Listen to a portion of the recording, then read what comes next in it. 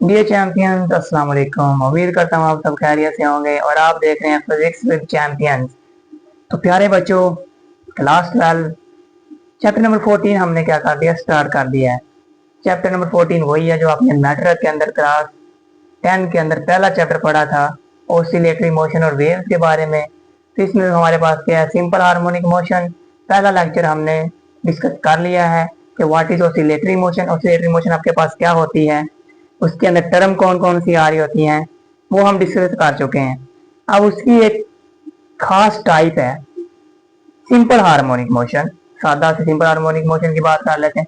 तो oscillatory motion की एक टाइप है, एक किस्म है, उसको हमने क्या करना है, पहले डिस्कस करना है। फिर हम देखेंगे हमारी अमली जिंदगी के अंदर ये कहाँ पर इस्तेमाल हो रहा है, और हम उसकी डेरिवेशन को देखेंगे, उसका टाइम पीरियड क्या होता है, उसको हमने क्या करना, डिस्कस करते हैं। तो टाइम वेस्ट किए बगैर स्टार्ट करते हैं। तो पहले हमारे पास क्या है, सिंपल हार्मोनिक मोशन। ये टॉपिक आपके पास है 14.2। तो आज हमने दो टॉपिक डिस्कस करने हैं, लेकिन जो 14.3 टॉपिक है उसका सिर्फ एक पार्ट डिस्कस करेंगे, वो है सिंपल पेंडुलम। वो हमने बाद में डिस्कस करना। आज हम डिस्कस करेंगे मैस अटैच स्प्रिंग, ये आज डिस्कस कर लेंगे। तो चले बढ़ते हैं। What is simple harmonic motion. Simple harmonic motion क्या होती है, अ टाइप ऑफ ऑसिलेशन और वाइब्रेशन। ऑसिलेशन या वाइब्रेशन की एक हमारे पास टाइप है, produce under the action of restoring force. Under the action of restoring force का मतलब ये है कि जो फोर्स उसके ऑपोजिट लग रही है। एक स्प्रिंग को मैंने खींचा, तो जो फोर्स को पीछे की तरफ लेकर जा रही होगी वो उसकी क्या कहलाएगी, रिस्टोरिंग फोर्स कहलाएगी। उसको हम क्या बोल रहे होते हैं, सिंपल हार्मोनिक मोशन। अब सिंपल हार्मोनिक मोशन को अप्लाई करने के लिए जरूरी कंडीशंस क्या हैं, शराइत क्या हैं, वो हम डिस्कस करते हैं। नेसेसरी कंडीशन क्या है, जो रिस्टोरिंग फोर्स है वो डायरेक्टली प्रोपोर्शनल किसकी होती है, डिस्प्लेसमेंट के। डायरेक्टली प्रोपोर्शनल, जितना ज्यादा उसको मैं स्प्रिंग को खींचूंगा तो उतना ज्यादा उसका क्या होगा, डिस्प्लेसमेंट होगा। और जैसे उसको मैं छोड़ दूंगा तो वो क्या करेगा, वापस कर जाएगा। Restoring force directly proportional to the inertia of a body. Inertia किसी भी जिस्म की वो वाली खसूसियत जो अपने अंदर होने में चेंज की क्या करता है, मुजाहमत करता है। तो स्प्रिंग को खींचा, जैसे इसको मैंने छोड़ा तो उसने कहा तो मुझे खींच हो रहा है, छोड़ मुझे। तो वो क्या कहता है, छोड़ूंगा तो वो क्या करेगा, वापस जाएगा। वो वाली फोर्स उसकी क्या है, रिस्टोरिंग फोर्स है, यानी उसको पीछे की तरफ लेकर आ रही है। Force and displacement should be follow Hooke's law. जो फोर्स होगी और डिस्प्लेसमेंट होगा, फोर्स भी और डिस्प्लेसमेंट भी, ये हुक्स लॉ को क्या करेंगे, फॉलो करेंगे। हुक्स लॉ क्या होता है आपके पास, जब भी किसी स्प्रिंग के ऊपर, किसी रबड़ बैंड के ऊपर या तार के ऊपर हम फोर्स लगाते हैं और वो कुछ ना कुछ क्या करता है, फासला तय करने के बाद क्या करता है, खिंचाव आ जाता है उसमें, तो वो क्या कहलाएगा, उसमें हुक्स लाएगा। लेकिन ज्यादातर जो हुक्स अप्लाई कर रहे होते हैं वो हम स्प्रिंग के ऊपर अप्लाई कर रहे होते हैं। तो जो हुक्स लॉ है उसको क्या करेगी, फोर्स और डिस्प्लेसमेंट फॉलो करेंगे। अब हुक्स लॉ होता क्या है, F is equal to minus K of X. K इधर हमारे पास क्या कांस्टेंट है, माइनस का साइन हम आगे जाकर डिस्कस करते हैं। तो के हमारे पास कांस्टेंट है, ये बताएगा नेचर ऑफ द मटेरियल, यानी कि वो स्प्रिंग कितना सख्त है या कितना नरम है। तो उसकी क्या बता रहा था, नेचर बता रहा होता है कि आपने हार्ड स्प्रिंग यूज किया तब स्प्रिंग कांस्टेंट क्या ज्यादा है, अगर सॉफ्ट स्प्रिंग यूज किया तब स्प्रिंग कांस्टेंट क्या है, लो है। अब नेगेटिव साइन की हम बात करें। Negative sign indicate the acceleration in the is directed towards the mean position. Mean, अब नेगेटिव साइन का मतलब क्या होता है, सादा अल्फाज में समझ लें। मैं स्प्रिंग पर फोर्स लगा रहा हूं इस तरफ, ये मेरी फोर्स की डायरेक्शन क्या, राइट वर्ड है। लेकिन स्प्रिंग क्या चाहता है कि मैं पीछे की तरफ जाऊं, मतलब जिस तरह मैं फोर्स लगा रहा हूं वो उससे क्या लगा रहा है, ऑपोजिट फोर्स लगा रहा है। इसका मतलब क्या है, वो हमेशा क्या है, मीन पोजीशन की तरफ जा रहा है, हमेशा मीन पोजीशन की तरफ जा रहा है। तो नेगेटिव साइन ये बताता है उसकी डायरेक्शन क्या है, ऑपोजिट है। तो ये थी हमारे पास simple harmonic motion. Special type है ऑसिलेटरी मोशन की, जिसमें जो फोर्स है और वो डायरेक्टली प्रोपोर्शनल किसके होते हैं, डिस्प्लेसमेंट के, और रिस्टोरिंग फोर्स के directly proportional inertia of body के। प्रैक्टिकल सिस्टम की बात करते हैं सिंपल हार्मोनिक मोशन के। टॉपिक हमारा 14.3 है। तो चले स्टार्ट करते हैं। पहली एप्लीकेशन जो हमारे पास दी गई है वो हमारे पास है mass attach to a elastic spring. जैसे स्प्रिंग होता है इलास्टिक है, तो इलास्टिक स्प्रिंग के साथ एक मैस जुड़ा हुआ है। एक स्प्रिंग लिया, उसके आगे हमने क्या लगा दिया है, एक मैस लगा दिया। इस फिगर ए के अंदर देखेंगे तो एक स्प्रिंग है, ये हमारे पास स्प्रिंग है, उसके आगे हमने क्या लगा दिया, एक मैस लगा दिया। अभी वो रेस्ट पर पड़ा हुआ है। अभी वो क्या है, रेस्ट पर पड़ा हुआ है। इस स्प्रिंग मैस को पकड़कर मैं खींचता हूँ और पोजीशन ए पर लेकर जाता हूँ। मैस को मैंने पकड़ा और मैंने फोर्स लगा दी इस तरफ, ये मैं अपनी फोर्स लगा रहा हूँ। जो रिस्टोरिंग फोर्स है उसको क्या कर रही है, वो पीछे की तरफ लेकर आ रही है। अब जैसे ही मैं पहले उसने यहाँ पर उसका जो डिस्टेंस है या डिस्प्लेसमेंट है वो क्या है, 0 है, लेकिन जैसे ही उसको खींच कर यहाँ तक लेकर आया हूँ तब उसने डिस्प्लेसमेंट कवर किया, वो क्या है, एक्स नॉट, एक्स है हमारे पास। अब यहाँ पर पोजीशन ए पर हम इसको लेकर आ रहे हैं उस मैस को। यहाँ पर लाने के बाद जैसे इसको छोड़ेंगे, हम रिलीज करेंगे, तो ये वाइब्रेट करता हुआ जाएगा पॉइंट बी की तरफ, यानी कि पोजीशन पहले ये थी, जैसे इसको मैंने छोड़ दिया तो ये ओ से गुजरता हुआ ओ पर अब ये रुकेगा नहीं। क्यों नहीं रुकेगा, इनर्शिया की वजह से, क्योंकि उसमें क्या हो गया, रिस्टोरिंग फोर्स ने कहा कि तू इधर नहीं रुकेगा, मैं तुझे पीछे की तरफ लेकर जाऊंगा।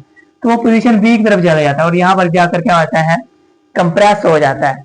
अब जितनी ज्यादा उस पर मैं फोर्स लगाऊंगा, फोर्स हम पीछे पढ़ चुके हैं, डिस्प्लेसमेंट का क्या है, डायरेक्टली प्रोपोर्शनल। जितना ज्यादा इसको खींचते जाएंगे उतना ज्यादा ये क्या होता जाएगा, फैलता जाएगा, और उतना ज्यादा फासला क्या करता है, कवर करता जाएगा। तो फोर्स बराबर किसके आ गई, के ऑफ एक्स। एक्स हमारे पास डिस्प्लेसमेंट है, के हमारे पास क्या है, स्प्रिंग कांस्टेंट है। अब जो स्प्रिंग है वो भी तो फोर्स लगा रहा है। मैंने पहले बात की है कि जैसे ही हम इस पर फोर्स लगाते हैं तो रिस्टोरिंग फोर्स क्या है, बैकवर्ड है और उसकी ऑपोजिट डायरेक्शन में, उसकी ऑपोजिट डायरेक्शन में है। जब ऑपोजिट डायरेक्शन में है तो उसका साइन क्या हो जाएगा, according to Newton third law, every action has a reaction but equal in magnitude but opposite in direction. हमारी फोर्स लग रही है राइट साइड की तरफ, लेकिन जो रिस्टोरिंग फोर्स है वो लग रही है लेफ्ट साइड की तरफ, तो जो इधर हमारे पास क्या आ जाएगा, नेगेटिव का साइन आ जाएगा। Spring exert force on the body equal in magnitude but opposite in direction, वो क्या हो जाएगी, माइनस के एफ एक्स हो जाएगी।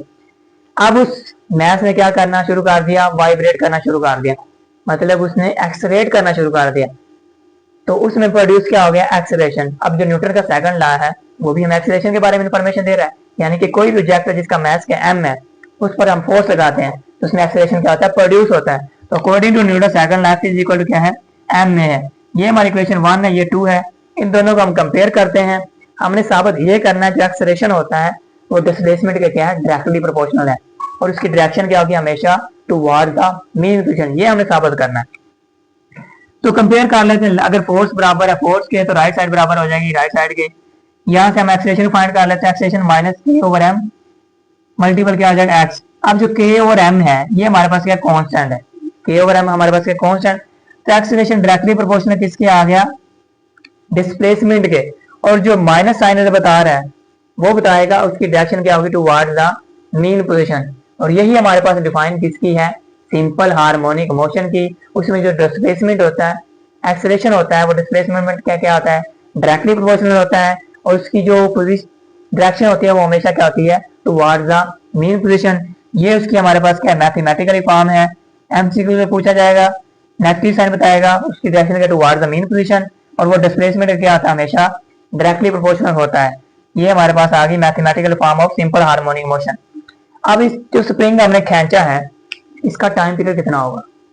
अब ये जो स्प्रिंग है उसका मास क्या है, एम है, और स्प्रिंग कांस्टेंट क्या है, के है, और वो वाइब्रेट कर रहा है इस हॉरिजॉन्टल सरफेस के ऊपर। इस हॉरिजॉन्टल सरफेस के ऊपर क्या कर रहा है, वाइब्रेट कर रहा है। तो उसकी जो वाइब्रेशन है वो किसके बराबर हो जाएगी, के ओवर एम के बराबर हो जाएगी। तो omega square is equal to K over M, taking square root on both side, ये स्क्वायर रूट ये दोनों क्या आ जाएंगे कैंसिल, तो हमारे पास क्या आ जाएगा, omega. Omega is equal to K over M under root. अब हमने एंगुलर फ्रीक्वेंसी पढ़ी है पीछे लास्ट वाले टॉपिक के अंदर, जब हमने इंट्रोडक्शन पढ़ा था। एंगुलर फ्रीक्वेंसी होती है omega is equal to pi F. F की अगर वैल्यू निकालते हैं तो ओमेगा ओवर 2 पाई हो जाएगा। अब ये जो ओमेगा है इसकी वैल्यू हम ऊपर फाइंड आउट कर चुके हैं, इसको इधर हम क्या कर देंगे, पुट कर देंगे। Omega 1 over 2 pi as it रहेगा। ओमेगा की वैल्यू है के ओवर एम। तो ये हमारे पास आ गई फ्रीक्वेंसी। पहले टॉपिक के अंदर हम डिस्कस कर चुके हैं reciprocal of time period called frequency. तो फ्रीक्वेंसी बराबर किसकी हुई, रेसिप्रोकल ऑफ टाइम पीरियड, यानी कि फ्रीक्वेंसी बराबर होती है 1 ओवर टी के, और टी बराबर किसके हो जाएगा, 1 ओवर एफ। तो हम फाइंड आउट करना चाह रहे हैं उसका टाइम पीरियड। तो उसका टाइम पीरियड हमारे पास क्या आ जाएगा, टी इज इक्वल टू पाई के ओवर एम। के स्प्रिंग कांस्टेंट है, एम क्या आपके पास मैस है। अब जो सिंपल हार्मोनिक मोशन है हमारी अमली जिंदगी में कहाँ पर यूज होती है? क्लास 10 के अंदर जो आपने पढ़ा था वो था हाइड्रोलिक ब्रेक सिस्टम, यानी कि पिस्टन पढ़ा था आपने, शॉक ऑब्जर्वर वाले एग्जाम्पल को डिस्कस किया था। अब हम बात करते हैं उसके अलावा कौन कौन से एग्जाम्पल है जहाँ पर इसको यूज करते हैं। पहले एग्जाम्पल हमारे पास क्या पेंडुलम क्लॉक्स हैं, वो वाले क्लॉक्स जिनके ऊपर नीचे एक पेंडुलम लटका होता है, वहां पर हम क्या यूज करते हैं? सिंपल हार्मोनिक मोशन का फिनोमेना यूज करते हैं। म्यूजिकल इंस्ट्रूमेंट, गिटार हो गया आपके पास, गिटार को जो है उसके ऊपर स्ट्रिंग लगी होती है, जब स्ट्रिंग को क्या करते हैं? वाइब्रेट करते हैं तो उसके क्या आता है? म्यूजिकल साउंड पैदा होता है, तो वो वहां पर क्या हो जाएगा? यूज होगा। व्हीकल सस्पेंशन सिस्टम, वही शॉक ऑब्जर्वर वाली, या हमारे पास क्या है?